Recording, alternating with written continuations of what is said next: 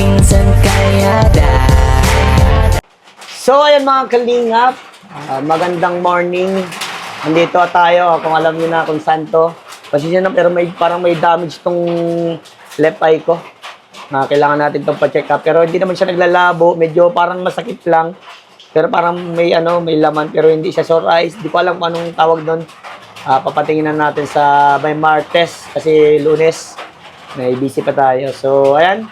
Bago pa lang po kayo, paki-like and share po itong video ito para mapalawak pa po natin ang pagtulong po sa mga taong nangangailangan. At huwag niyo pong kalimutan na pindutin po ang notification bell para lagi po kayong updated po sa aking mga bagong uploads. So ngayon, nandito tayo sa ating pang-sampung pabahay, kala Jasmine, Janine, and Jelay. So ngayon po, wala daw po si Janine dahil may exam po siya. So ayan, kamustahin po natin sila Jelay and Jasmine. So ayan, Jasmine, Jelay, kamusta? Okay lang. Okay Ikaw lang. po, kamusta ka? Okay lang din. Medyo busy, medyo happy, medyo sana all. Random. So, ayan. Kamusta mga kayo sa bahay ninyo? Okay lang. Okay lang. So, ikaw naman nati Jelay, kamusta? Alam ko, medyo busy rin sa mga project. Busy sa mga project. Normal yan kasi malapit na din ang pagtapos ng grade 9, no? Ikaw naman, first year college, second year? Second year. Second year college. Ikaw na palang malapit magtapos na, no? Konting tempo. Ilan taon ka na? 19. 19. Mga 20 sa sobra. Matanda pala sa'yo si Queen. 21 si Queen, graduate na ng college. Katuwa. Siya pala yung mga graduate na angels ko. So, by the way, ano pala masasabi nyo dun sa nangyaring bigay natin ng bigas at saka groceries? Ano yung naging reaction mo doon? Ano yung naramdaman mo na makita mo yung mga kababayan natin ay napabutan natin ng mga biyaya? Sobrang saya po. Tsaka first time ko rin pong ma-experience yung gano'n na mamimigay po sa mga kababayan din po natin. Tsaka po nakikita ko po sa kanila yung saya din po nila na parang sinasabi po nila na ang daming natin nabigay gano'n. Ano yun sa pakiramdam mo yung umano sa'yo? Yung parang mas lalo pang lumakas yung loob mo na ganito pa lang, yung mga tao din palang kailangan din kami. Kasi kahit papano, kahit nag-aaral kayo, kahit yung pagsimpleng pag-repack natin, pagpunta nyo lang doon, nakatulong na kayo sa 115 tao na yun. Ano yung pakiramdam mo, ano yung parang patibay ng loob mo doon, na parang mas gusto ko pang mas pabubuti, mag-aral, para makatulong sa iba. Yung mga ganon,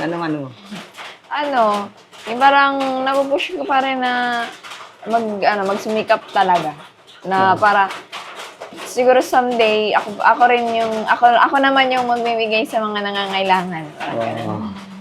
Nakaka-touch pati pag namimigay ka. Parang makikita mo kasi yung bawat ngiti ng kada tao.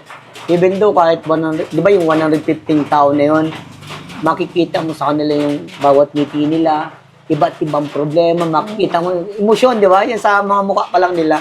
Pero napasaya natin sila that time na yun. Kaya sobrang thank you din ako sa inyo dahil kahit papano, kahit malayo tayo, nakasama kayo papunta doon. Pag-pray nyo na lang na hindi na tayo mag-commute, hindi na tayo mag-aarkila ng pag-pray nyo na makakaroon si Kuya Vincent ng sasakyan para sama-sama na tayo doon. Yan. Dalangin ko din na magkaroon ako doon. Para syempre, hindi na tayo pwede nang pumunta doon, mabilis lang. Kumbaga wala nang hihintay na na sasakyan at andyan na. So ikaw naman Ate Jelay, ano yung pakiramdam mo yung that time na yun? Sobrang saya po. Kasi first time lang din po namin magpamigay ng mga. Tapos ang sarap sa pangaramdam na nakangiti sila habang binibigyan namin sila ng Oo, kaya nga, di ba, ang sarap sa pakiramdam. Yun yung sa akin, sabi ko.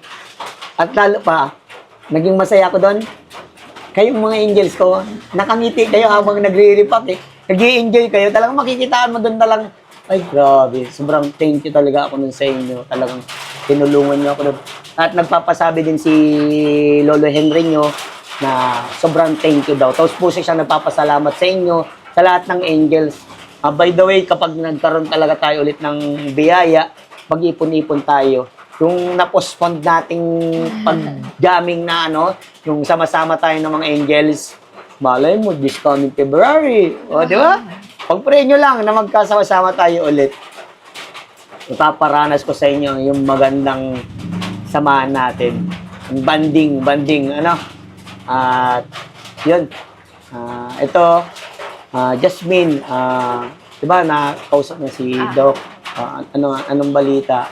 Nagpadala po siya sa akin ng pang-ano ko, allowance po, tsaka pang-ino ko. Wow, congratulations. So, yan ha. Mas lalong panggalingan kasi may mga taong sumusuporta na sa'yo, lalo si Doc Dennis. Pakita mo na talagang karapat-dapat ka sa tulong na binibigay niya. Talagang, kumbaga, pakita mo na sincere ka na makapagtapos ng pag-aaral. Huwag mong asamin yung pinakamataas na grades. Basta yung kaya mo lang. Pero kung kaya mong mataas na grades, go pa rin, ano? First time. No, first time. Maka-receive 100. Oh, meron ka nagka-100 ka. Wow. Congratulations. Kasi desidido ka pag-aral. At ni-review mo siguro yun masyado. So, ganun lang. Pakita mo na talagang para sa iyo yung tulong na yun. Ha? Yung mga grades. Pakita mo din kasi minsan naghahanap din si Doc Dennis ng grades. Kung sa akin niya, papakita ko sana yung mga grades ko eh. Half day lang yun. Joke lang. Pero natutuwa ako kasi sa mga beneficiary ko. Halos lahat na tutulungan ni Doc Dennis. Sila Ella, nabigyan ng cellphone, allowance, ikaw. Malay natin yung ibang angels na talagang needed din ng tulong. Pabigyan din ni Doc Dennis. Keep praying lang tayo. Yan si Papa pala. Kamusta si Papa mo? Ano po, mahina po yung trabaho niya ngayon kasi maulan. Hindi siya nakakatrabaho maayos. Yun ang isa din sa problema. Kasi nanay man, dito muna sa bahay. So, kailan pala ang... nalalapit na ang birthday mo. Kailan yung birthday mo? February 14 po. Ay, February 14, may date may date ka nun. Ka-date mo ata sila mama. Kain sa labas, dito lang sa balkon. Ito lang po. Dito lang sa balkon. Kain pa rin sa labas, no? Malay natin, meron mong regalo pang birthday. Si Janine kasi nag-birthday na siya noong December 30, 18th birthday. Kahit pa paano, na-celebrate man handa-handa ng kahit konti. Basta na-celebrate pa rin. Ikaw, kailan ang birthday mo? June 16. Tagal pa. Halos magkasunuran para tayo magbe-birthday. So, ayan. Si Janine, exam? Exam po. Okay. So, at least kahit pa paano okay naman kayo dito. Wala man problema, ganun. Ay, nakapag-enroll ka na. Hindi pa po. Di Kasi pa? may inasikaso po akong clearance. Ay, minas kasi. Hanggang kailan ba enrollan? Hanggang ano pa naman po, yun, 26 yan. Hanggang 26. Hanggat hindi pa po napasukan. Kailan ba pasukan nyo? 27 po. Okay. So, matagal pa. Kung pitsa pa lang ngayon, 11 nata? 11? So, tagal-tagal pa, pero dapat pakita mo na lang yung resibo kay Doc Dennis para transparent kumbaga. Ikaw, medyo matagal-tagal ka pa ha, Jelay? Ang tagal mo pa mag-graduate, no? 9, grade 10, no? Tapos may 11, 12 pa. Tapos may college pa. Ano pala kukunin mo? Nursing, Malay mo, mag-nurse siya. Supportan din ni Doc, Ikaw, ano pala sa iyo? Ano yung, mo? Di ba, pinapano ka ni Doc nung gusto mo mag-nurse? Nakapag-isip ka na ba? Hindi pa. Di pa. Alamin mo pa.